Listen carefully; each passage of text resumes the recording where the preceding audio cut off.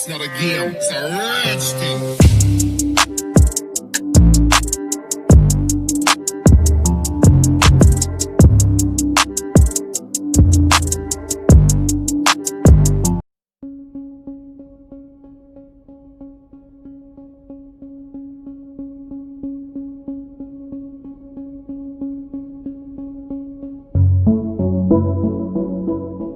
Reverend Clemente Pinckney, and as of a couple of weeks ago, I'm in my fourth year of pastoring here at the church, and along with pastoring here at Mother Emanuel, since the year 2000, it's been my privilege to serve the people in South Carolina Senate District 45 in the state legislature.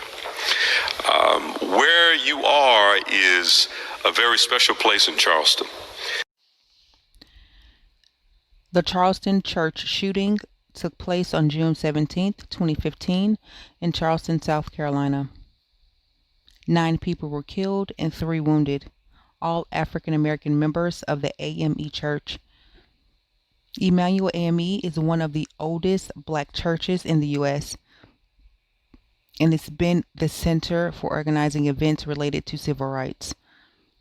This church played an important role in the history of South Carolina, starting from the slavery era to civil rights movement, now to the Black Lives Matter movement. It is the oldest AME church in the South, often referred to as Mother Emanuel. The AME church was founded in Philadelphia in 1814 as the first black independent church denomination. When one of the church's co-founders, DeMark Vinci, was suspected of planning a slave rebellion in Charleston at midnight on June 16, 1822, he and 35 other people were all hung and the church was burned down. It was rebuilt and designed by Mr. Vinci's son, Robert Vinci, in 1865. The church shooting in 2015 occurred on the 193rd anniversary of the slave rebellion hanging in 1822. Ladies and gentlemen of the Senate, when we first heard on the television that a police officer had gunned down an unarmed African American in North Charleston by the name of Walter Scott, there were some who said, wow, the national story has come home to South Carolina. But there were many who said there is no way that a police officer would ever shoot somebody in the back 6, 7, 8 times. But like Thomas, when we were able to see the video and we were able to see the gunshots, and when we saw him fall to the ground, and when we saw the police officer come and handcuff him on the ground without even trying to resuscitate him, without even seeing if he was really alive, without calling an ambulance, without calling for help, and to see him die face down in the ground as if he were gunned down like game. I believe we all were like Thomas and said,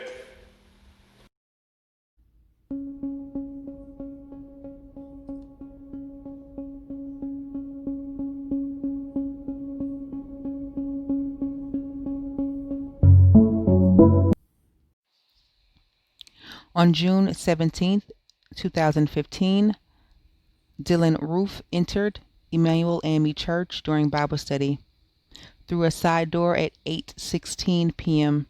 as captured on CCTV. During the hour preceding the attack, 13 people, including Dylan, participated in Bible study. According to the survivors, when the shooter walked into the church, he immediately asked for Reverend Clemente Pinckney and sat down next to him.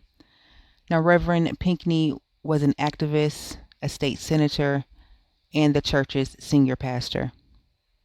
Reverend Pinckney upheld the legacy of Emanuel AMC as a center for civil rights organization. Pinckney was a vocal advocate for police accountability. He made national headlines for his response to the murder of Walter Scott by a police officer in North Charleston on April 4th, 2015, just 75 days before the church shooting. It was reported that Dillon initially listened to others during Bible study, sometimes disagreeing with the discussion or some of the scriptures. After Bible study, everyone stood up to pray. They closed their eyes, and Dillon aimed a gun he pulled from his fanny pack at 87-year-old Susie Jackson. Susie's nephew, 26-year-old Tawanza Sanders, tried to talk him down and asked him why he was attacking the church. Dillon said, "I have to do it. You rape our women, you're taking over our country, and you have to go." When Dillon said he intended to shoot everyone there, Tawanza dove in front of 87-year-old Susie Jackson, making him the first person to be shot. Dillon fired at the other victims, shouting out racial slurs. He reportedly said, "Y'all want something to cry about? Y'all want something to pray about? I'll give you something to pray about." He reloaded his gun 5 times.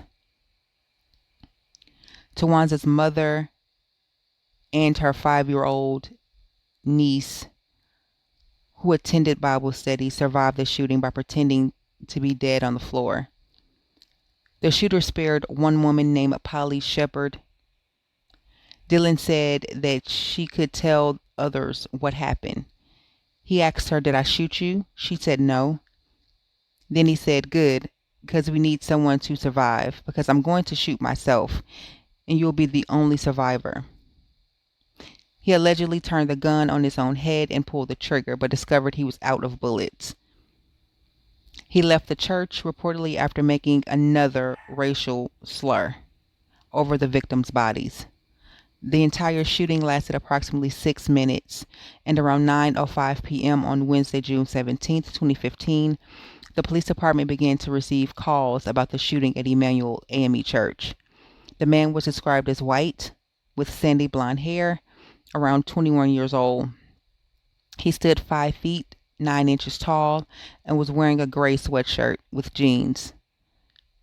And he opened fire with a handgun at people at the church and then fled the scene. The victims are 6 women and 3 men. 8 died at the scene, and the 9th, Daniel Simmons, died at MUSC Medical Center.